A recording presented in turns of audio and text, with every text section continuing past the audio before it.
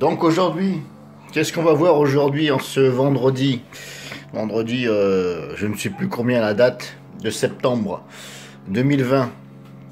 Donc on va voir comment poser un entrebâilleur de porte. Voilà, porte, porte-fenêtre. Voilà, c'est plus pour les porte-fenêtres. Donc là, je l'ai installé. Je vais pas vous faire voir l'installation, c'est facile. Il y a des petites vis qui sont données avec, etc., etc. Voilà, c'est comme ça. Perso, je l'ai payé 13 euros. J'en ai pris deux. Bon, effectivement, il y en a qui peuvent dire 13 euros, c'est un peu excessif, mais bon. Je les ai pris là où je prends quelques matos professionnels, hein, on va dire ça comme ça, habituellement. Là où c'est pas cher. J'ai acheté aussi un casque de sécurité de chantier avec lunettes incorporées. Homologué, je l'ai payé 34 euros le casque. Bon, de toute façon, j'ai regardé, c'est à peu près les prix, hein, avec les lunettes incorporées, etc.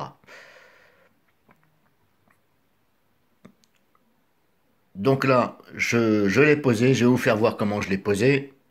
Alors pourquoi je fais cette vidéo? C'est vrai que bon, je pense que la plupart de vous savent poser un entrebâilleur de porte. Mais je voudrais juste vous montrer quelques petites choses auxquelles il faut faire attention. Là, si vous voulez, c'est une porte-fenêtre, ici. Mais, si vous regardez bien ici, c'est une porte-fenêtre qui a 3 points d'accroche.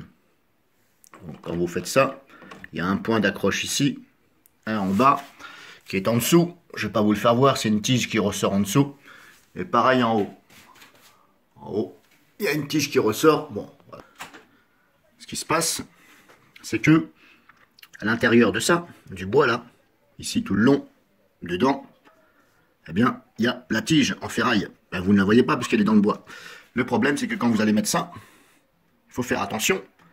Quand vous allez mettre vos vis, personnellement, je perce toujours le bois avec un petit forêt de la taille de 2 fois moins gros, voire 3 fois moins gros que le diamètre de la vis, y compris le filetage. Parce que quand le bois est trop dur, si vous voulez, si vous mettez la vis sans percer, sans enlever du bois à l'intérieur, vous pouvez éclater le bois ou voir, vous n'allez pas réussir à enfoncer la vis jusqu'au bout parce que c'est trop dur. Le bois est trop dur et comme la vis, c'est la matière qui prend. Si vous voulez, vous dites au bois, tiens, je te mets de la matière en plus dedans, sachant que la matière, quand je dis la matière, la vis, vous mettez de la matière dans de la matière. Mais le problème, c'est que comme la matière A est aussi costaud, voire à peu près costaud que la matière B, la vis, eh bien, les deux n'arrivent pas à se fusionner correctement. C'est-à-dire que ça pousse.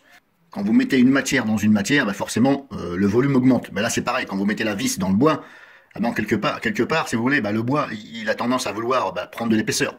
Donc, c'est pour ça que c'est dur. C'est surtout quand le bois est trop dur. Donc là, c'est une porte-fenêtre. Croyez-moi que le bois est dur.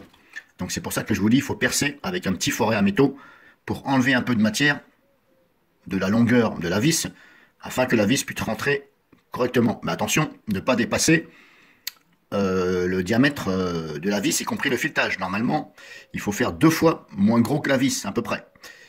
Parce que le filetage, si vous voulez, vous avez besoin de la matière pour que ça accroche. Donc, vous voyez ce que je veux dire. Alors, j'essaierai de vous mettre une photo en fin de vidéo, de façon à ce que vous compreniez mieux. Donc là, comme je vous dis, il y a une tige qui passe à l'intérieur. Hein, on est comme ça, ici.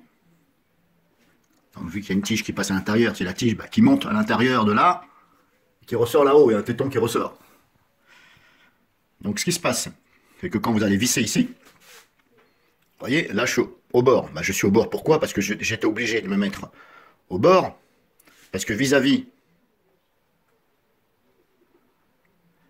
ici de l'axe de ça, et la barre, là, ici, je ne peux pas me déporter trop ici, parce qu'après, ça, je ne peux plus mettre ça dans ça.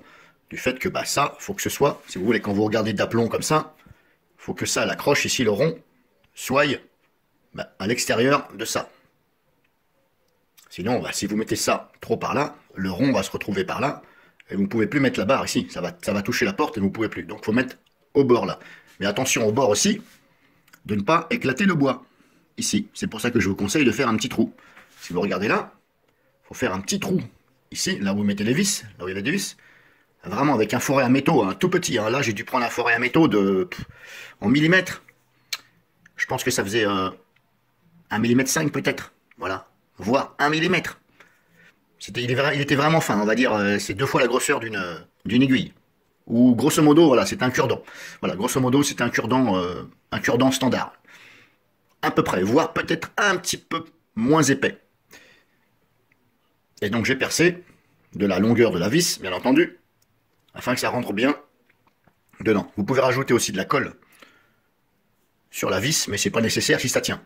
Si vous voyez que ça tient mal, parce que vous avez fait le trou trop gros, et malheureusement, vous ne pouvez pas changer ici de place, ce que je peux vous conseiller par expérience, c'est que vous mettez de la colle. Mais de la bonne colle. La colle, de la néoprène, quelque chose comme ça. Vous en mettez sur la vis. Essayez d'en mettre dans le trou aussi. Avant d'en mettre sur la vis, vous en mettez dans le trou. Vous mettez le bout du tube de colle, la néoprène, hein.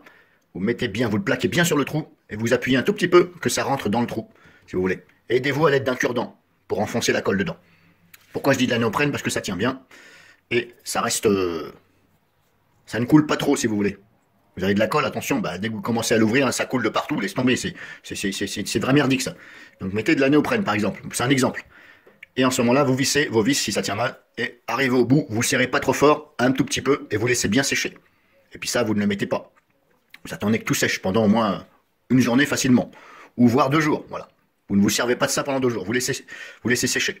C'est une petite astuce, hein, mais bon, pour en arriver là, c'est que vraiment vous avez pas pris le bon forêt. Donc méfiez-vous quand vous le mettez, et réfléchissez bien à quand vous allez percer et ce qu'il y a à l'intérieur. Voilà, il faut toujours réfléchir à l'intérieur quand vous allez percer. Et est-ce que votre vis n'est pas trop longue au point de toucher la ferraille qui est dedans? Vous voyez ce que je veux dire? Ça, le mécanisme là, à l'intérieur qui monte. C'est une tige. Tout au long, là, ici en haut et en bas. Est-ce qu'on peut voir ici en bas? Attendez, hop, je vais faire ça. Normalement, en bas, on va voir un téton. Alors, pas toujours évident comme ça. Oui, on le voit. Hop, voilà, vous voyez là. Hop. Alors, je vais essayer de me placer. Ça. Alors, hop, je vais essayer d'actionner la porte. Voilà, hop. Voilà, vous m'avez compris. Il y a la même chose en haut.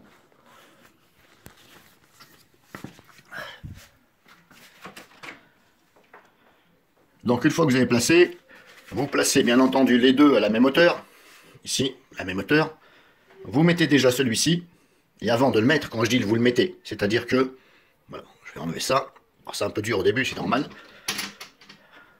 Alors c'est un système. Alors prenez surtout un système. Regardez, j'allais oublier de vous le dire. Prenez bien un système comme ça. Comme si c'était une fleur, là, les trous.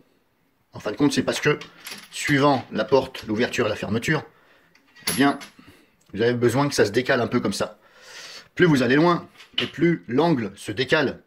Le trou là, l'angle, l'aplomb entre ça et ça se décale. Vous me comprenez, hein, de façon à rentrer ça.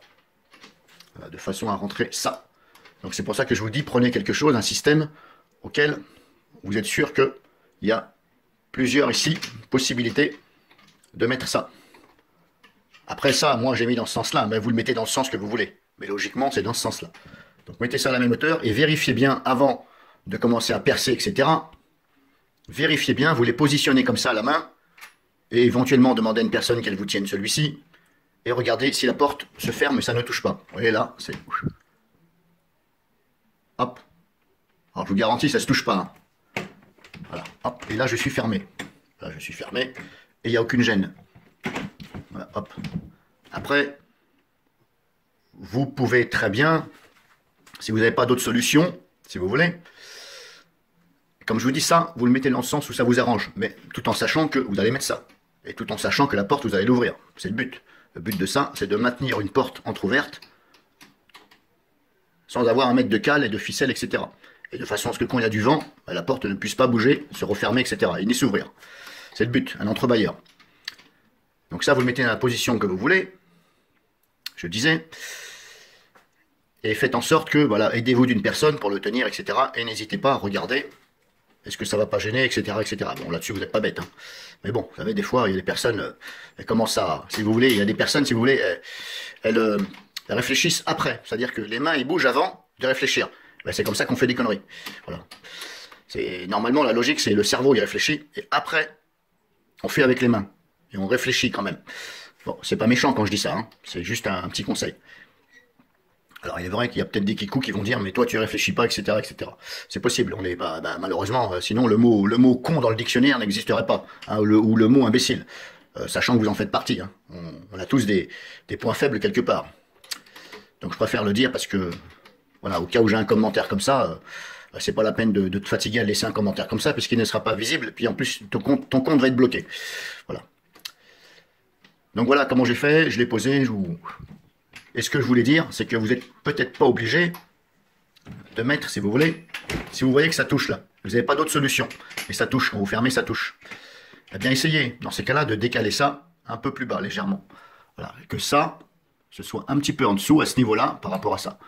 Et vérifiez bien entendu, que quand vous allez mettre ça, c'est pour ça que je vous dis, aidez-vous d'une personne, il y en a une qui tient ça, et l'autre qui fait ça, tout en fermant la pente en regardant. Donc vous le baissez un tout petit peu, mais pas trop, parce que après, si vous voulez, ça va être un petit peu... Normalement, ça doit rester d'aplomb. Les deux doivent rester en aplomb.